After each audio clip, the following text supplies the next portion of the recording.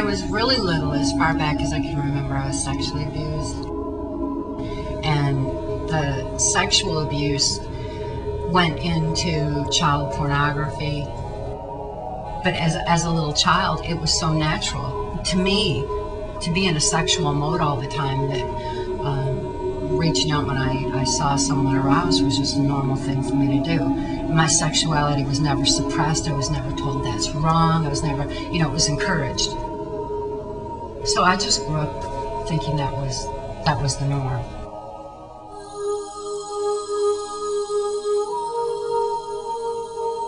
With the abuse that I went through, it was as though my spirit was removed from it, you know, like it took flight.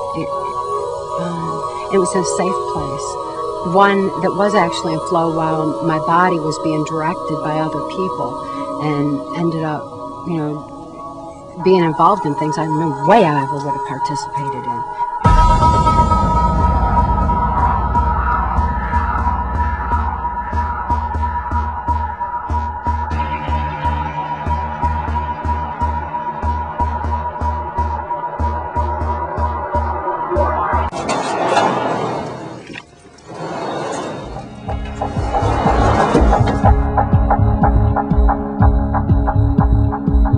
It was early evening when they played Most Dangerous Game.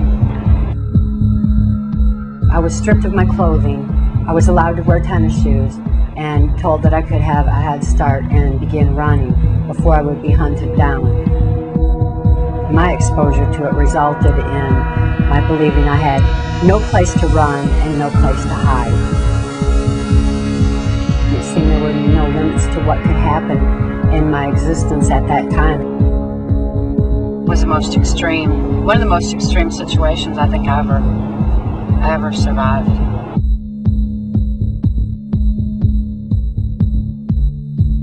Greetings and salutations. Mark Phillips and Cathy O'Brien have been through a lot. Cathy has had some extraordinary experiences in the mind control program, and Mark came along and pulled her out of the situation. So without further ado, if you will please give a warm round of applause to Mark Phillips and Cathy O'Brien.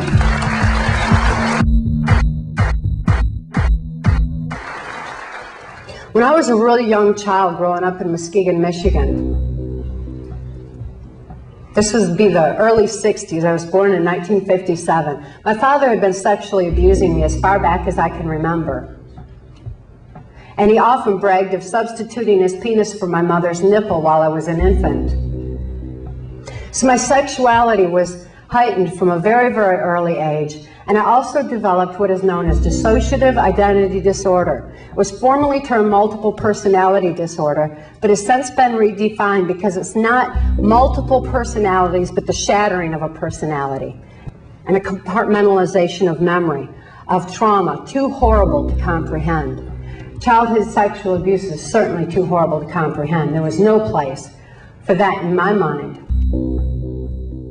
This compartmentalization of memory was what the government was interested in, because they figured that if a person couldn't think to bring to mind abuse, they wouldn't be able to think to bring to mind government secrets, government perversions, or anything else they wanted compartmentalized in the brain.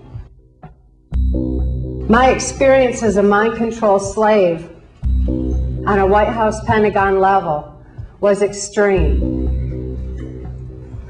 I was totally robotic. I had no capacity to think for myself. I didn't have any free thought whatsoever. I didn't even have the ability to question, to reason, or consciously comprehend what I was involved in.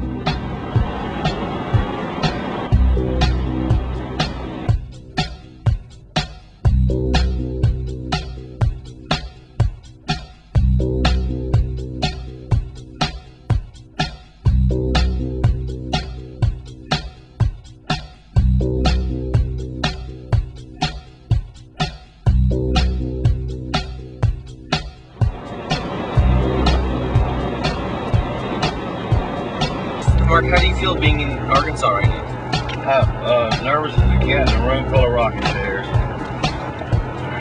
Why is that? This place is dangerous, and I'm not too pleased with actually being here. I don't know how many times we've been in situations where we weren't sure if we were going to make it through it. I couldn't count. I can't either. But this is definitely one of them. It's over the line. One of the worst. Because when you start this process, this is what gets everybody killed, is the investigation process, and that's just not cool. We're in it. We're on the back of the tiger, and we can't get off. We've got to finish this.